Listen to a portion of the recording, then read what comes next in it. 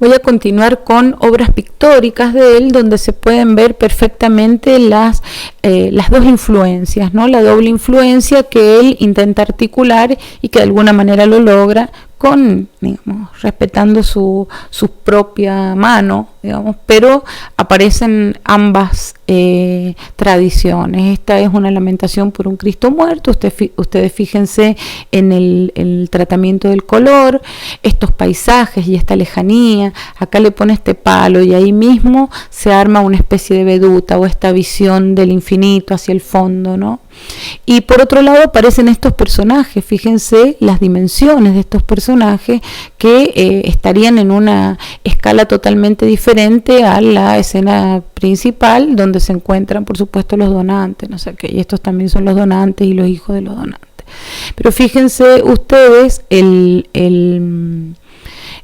que eso es un elemento propio de los nórdicos góticos, digamos, o del tardogótico, por un lado. Y por otro lado tenemos una escena que bien en la cual pueden verse perfectamente elementos de una lamentación por un Cristo italiana, ¿no?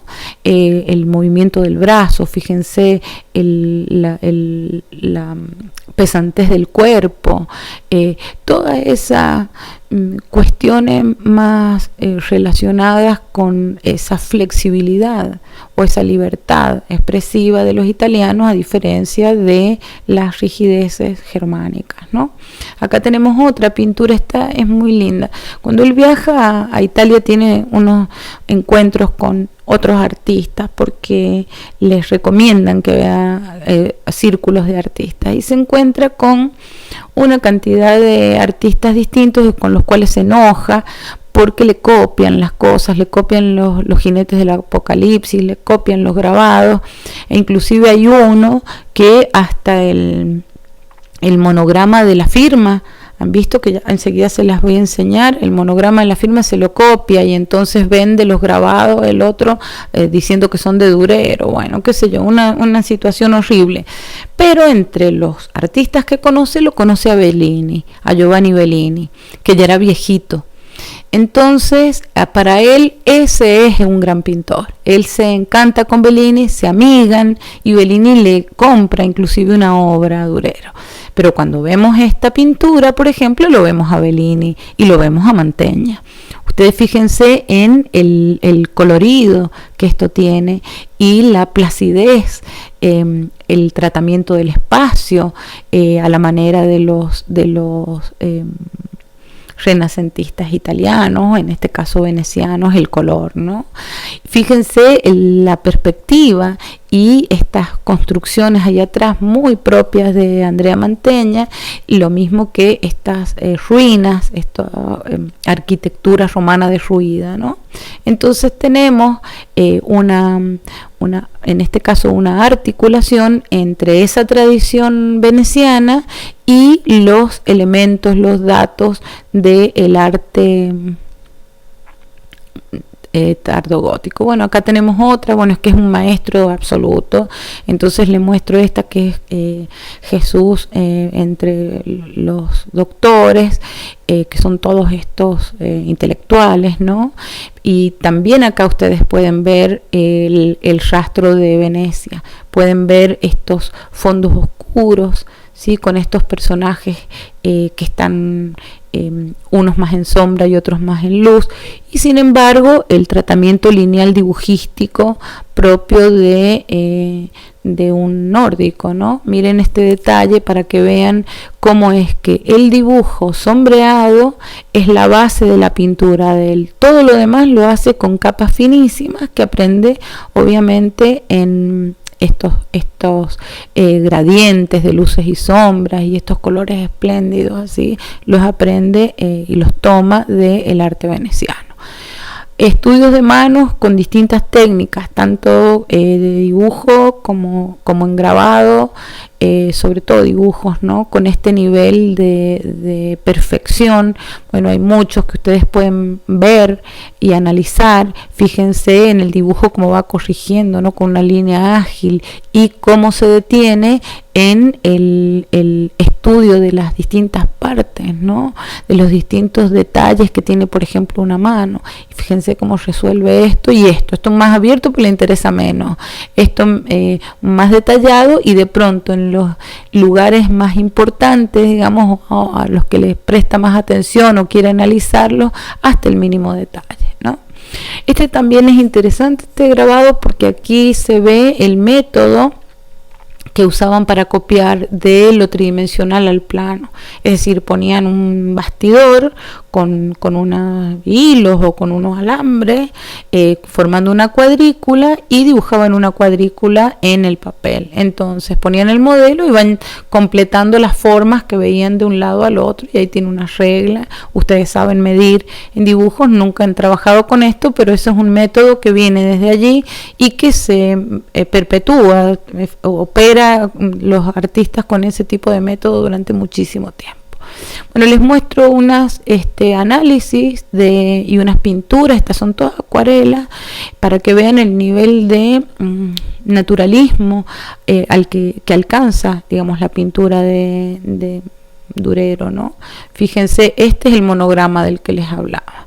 Él tiene estos trabajos con los detalles, el tratamiento de luces y sombras, la captación perfecta de las formas, inclusive de formas muy complejas, ¿no? Como es el caso. Acá tienen otro.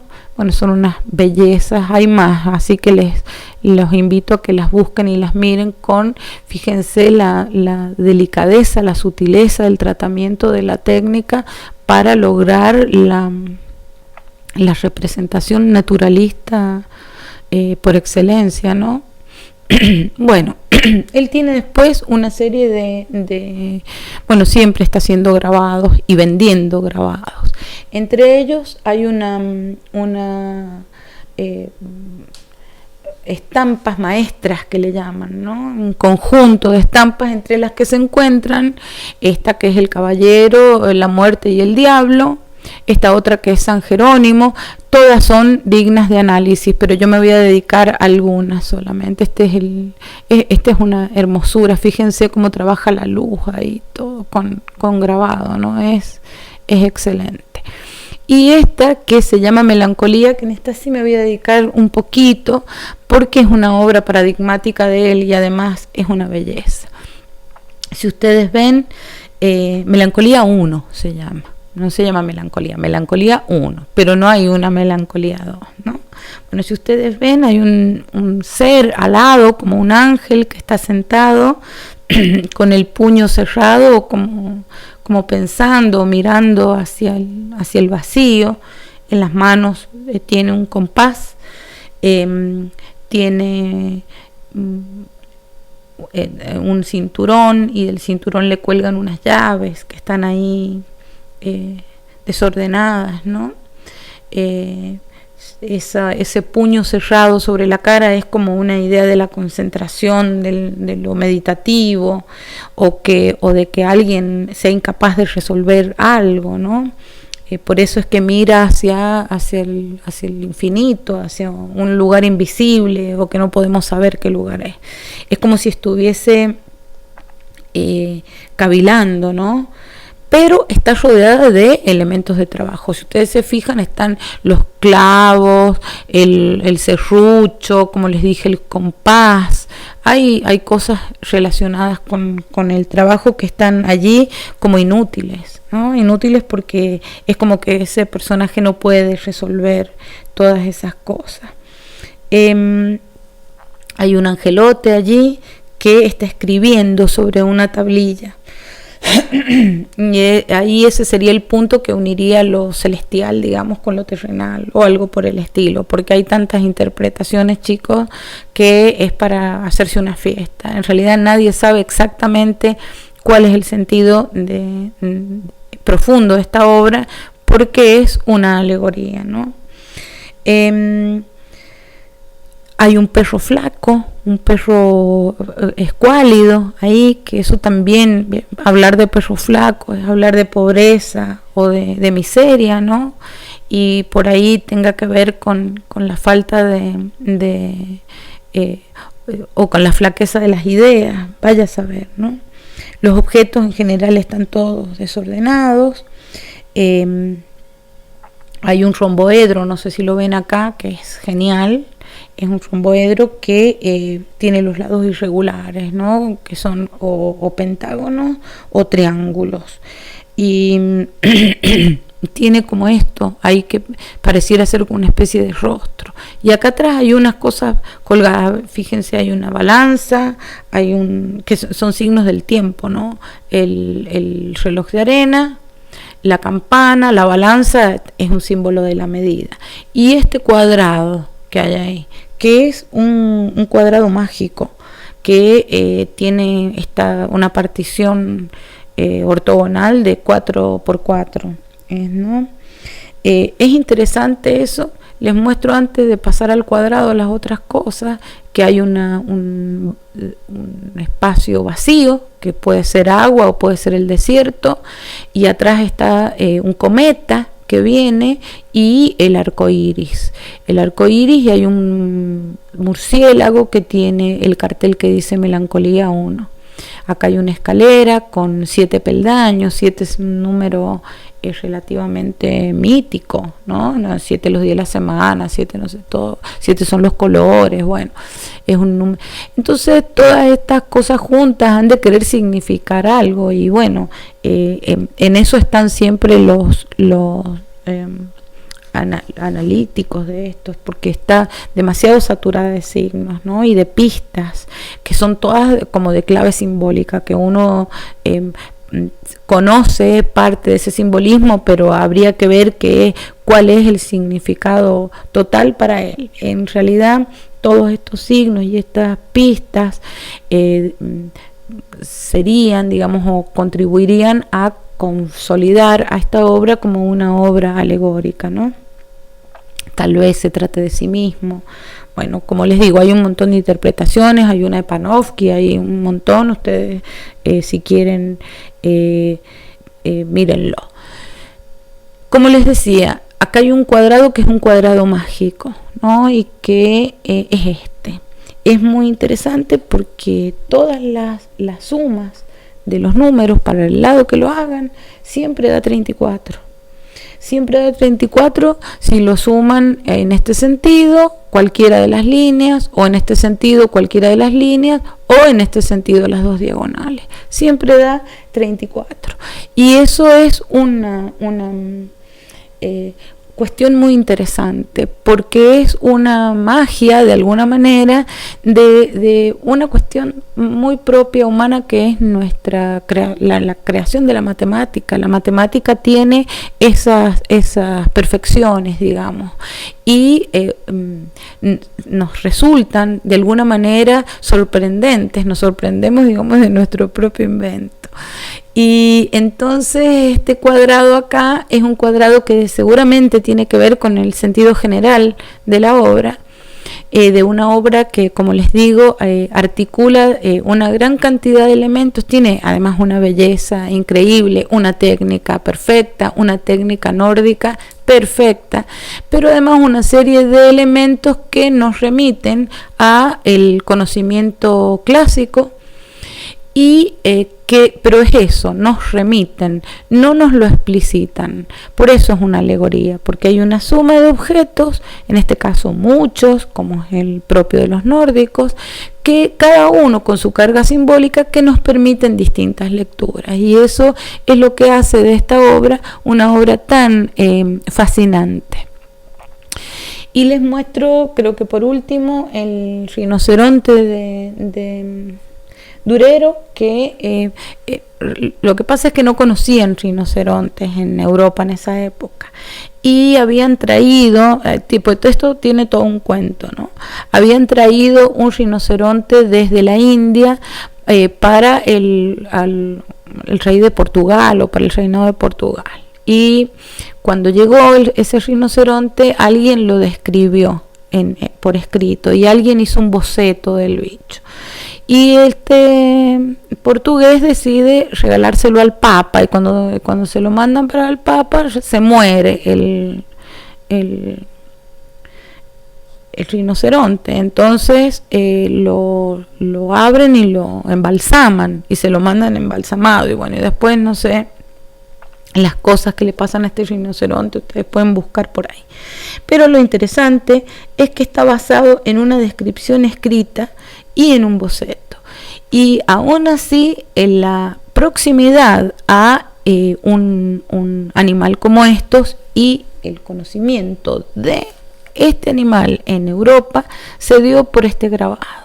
Un grabado que, si ustedes ven, parece que tuviese este animal una armadura, por eso también lo denominan el rinoceronte armado, porque es como si tuviese una armadura de los caballeros, ¿no? Inclusive hay interpretaciones que hablan de de la construcción de una armadura para este animal.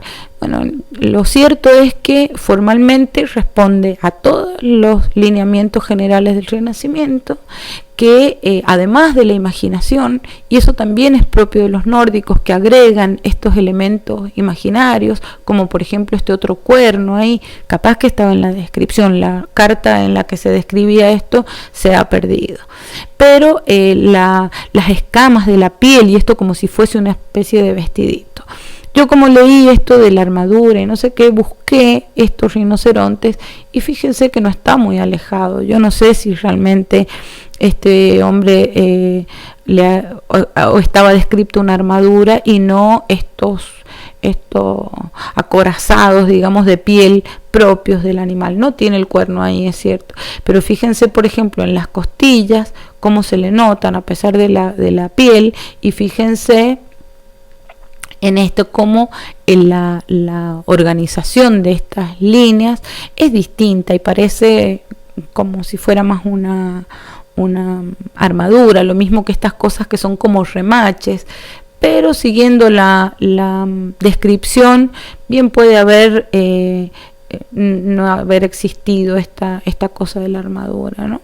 Igual, esas son cuestiones, son cuentos, y el grabado ha sido un grabado muy importante porque circuló por Europa en aquellas épocas, dando a conocer este animal, ¿no?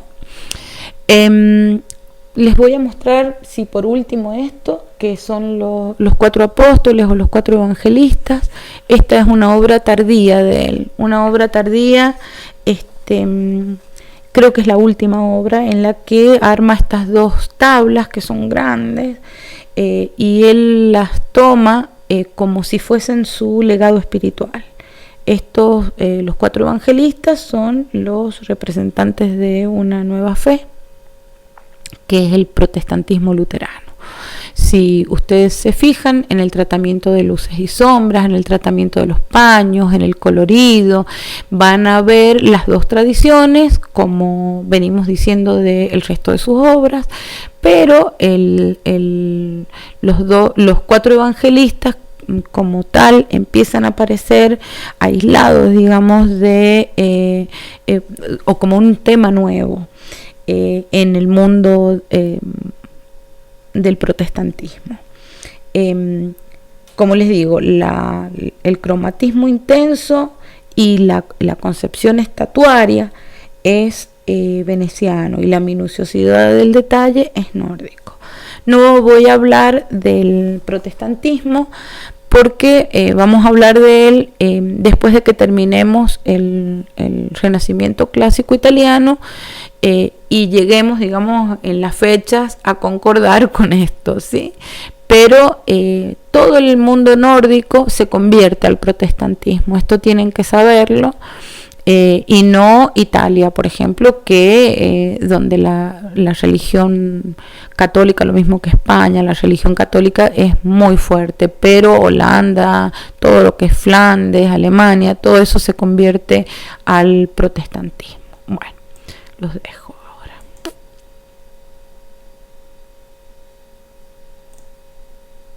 ahora. Ay, Dios mío, tengo que cerrar esto.